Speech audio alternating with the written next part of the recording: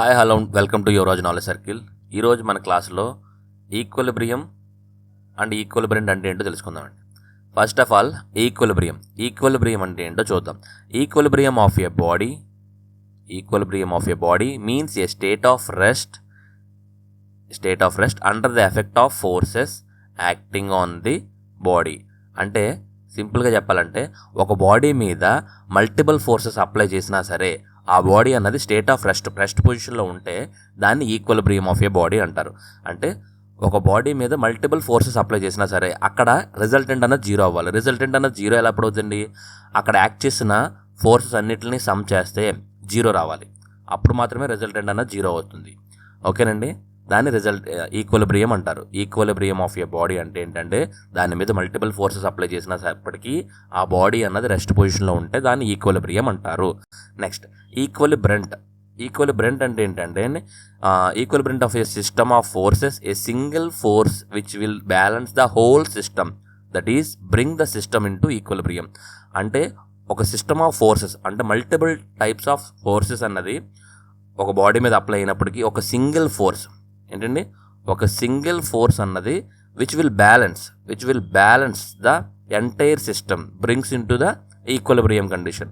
ఆ system of ఒక multiple system of forces అన్నీ అప్లై అయినప్పటికీ ఒక సింగిల్ ఫోర్స్ అన్నది ఆ సిస్టమ్ ఆఫ్ ఫోర్సెస్ అన్నింటిని బ్యాలెన్సింగ్ చేస్తే, అంటే ఫర్ ఎగ్జాంపుల్ ఒక 10 ఫోర్సెస్ అన్నవి ఒక బాడీ మీద అప్లై అయినప్పటికీ ఒక సింగిల్ ఫోర్స్ అన్నది ఆ 10 ఫోర్సెస్ని బ్యాలెన్సింగ్ చేయగలిగి ఆ బాడీని ఈక్విలిబ్రియం కండిషన్లో ఉంచే సింగిల్ ఫోర్స్ చూసారా, దాన్నే ఈక్విలిబ్రియంట్ అంటారు.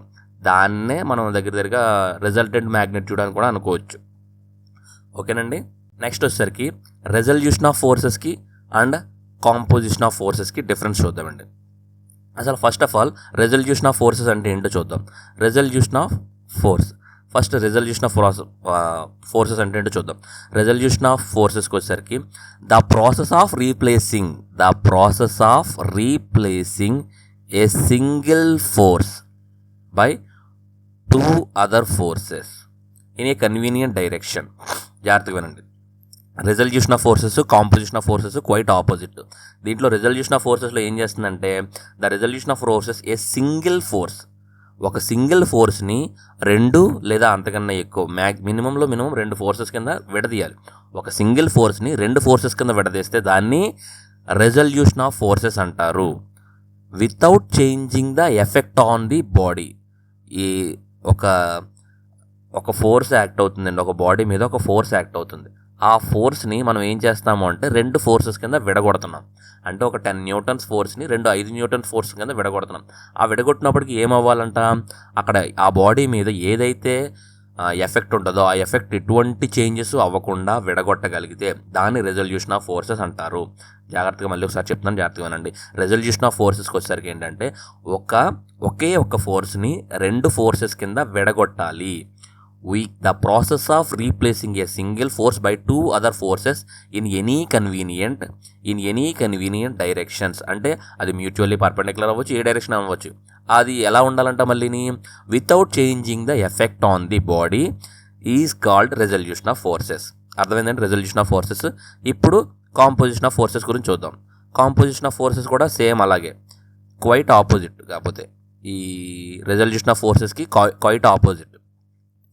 ఇప్పుడు కాంపోజిషన్ ఆఫ్ ఫోర్సెస్ చూద్దాం. చూడండి.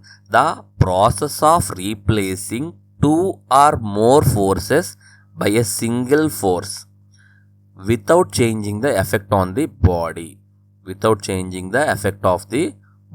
Is called A composition of forces. మీకు చెప్పాను కదండి రెజల్యూషన్ ఆఫ్ ఫోర్సెస్కి కాంపోజిట్ ఆఫ్ ఫోర్సెస్కి డిఫరెన్స్ అని. రెజల్యూషన్ ఆఫ్ ఫోర్సెస్లో ఏం చేస్తుంది, ఒక సింగిల్ ఫోర్స్ని మల్టిపుల్ ఫోర్సెస్ కింద విడగొడితే దాన్ని రెజల్యూషన్ ఆఫ్ ఫోర్సెస్ అంటారు without changing the effect on the body. ఇప్పుడు ద కాంపోజిషన్ ఆఫ్ ఫోర్సెస్కి వచ్చేసరికి ఏం జరుగుతుంది, మల్టిపుల్ ఫోర్సెస్ని సింగిల్ ఫోర్స్ కింద, ఇక్కడ చూడండి 2 or more forces by a single force. 2 or more ఫోర్సెస్ని ఒక సింగిల్ ఫోర్స్తో రీప్లేస్ చేయగలుగుతుంది వితౌట్ చేంజింగ్ ద బాడీ. ఆ సింగిల్ ఫోర్స్ ఏంటి మనకు ఆల్రెడీ తెలుసు, రిజల్టెంట్ అని. అలా విడగొడితే దాన్ని ఏమంటారు, కాంపోజిషన్ ఆఫ్ ఫోర్సెస్. ఓకేనండి, ఇప్పుడు రిజల్టెంట్కి ఈక్విలిబ్రియంట్కి డిఫరెన్స్ చూద్దాం. చూడండి, రిజల్టెంట్కి ఈక్విలిబ్రియంట్కి ఫస్ట్ ఆఫ్ ఆల్ రిజల్టెంట్ అంటే ఏంటో చూద్దాం. ఏ single force that will produce the same effect as a system of forces is called a resultant. చూడండి, ఒక రిజల్టెంట్ అనేది ఏంటంటే అదొక సింగిల్ ఫోర్స్ అంటాం. ఏం జరుగుతుందంట, which will produce the same effect as a system of forces. అక్కడ ఒక సిస్టమ్ ఆఫ్ ఫోర్సెస్ అంటే ఏంటి, మల్టిపుల్ సిస్టమ్ ఆఫ్ ఫోర్సెస్ ఏదైతే ఎఫెక్ట్ జనరేట్ చేస్తుందో అదే ఎఫెక్ట్ని ఒక సింగిల్ ఫోర్స్ చేయగలిగితే దాన్నే రిజల్టెంట్ అంటారు. Where as a single force which will balance the system into equilibrium condition. అదే ఈక్విలిబ్రియంకి వచ్చేసరికి ఏంటంట, అక్కడ ఒక సింగిల్ ఫోర్స్ అన్నది ఏం చేస్తుంది, which will balance the system into equilibrium. అక్కడ మల్టిపుల్ సిస్టమ్స్ అప్లై అయినప్పటికీ ఆ బాడీని ఈక్విలిబ్రియం కండిషన్లో ఉంచడానికి ఒక సింగిల్ ఫోర్స్ అన్నది యాక్ట్ చేస్తుంది. ఆ ఫోర్స్నే మనం ఏమంటాం, ఈక్విలిబ్రెంట్ అంటాము.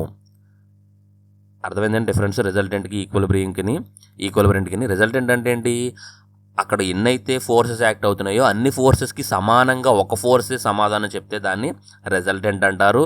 అలా కాకుండా అక్కడ ఎన్ని ఫోర్సెస్ అయినా యాక్ట్ అయినప్పటికీ ఆ బాడీ అన్నది ఈక్విలిబ్రియం కండిషన్లో ఉండాలి అంటే కంపల్సరీ ఏం చేయాలి, దానికి ఆ ఫోర్సెస్ అయితే ఎలా అయితే యాక్ట్ అవుతున్నాయో దానికి ఆపోజిట్ డైరెక్షన్లో యాక్ట్ అయితే దాన్ని ఈక్విలిబ్రెంట్ అంటారు.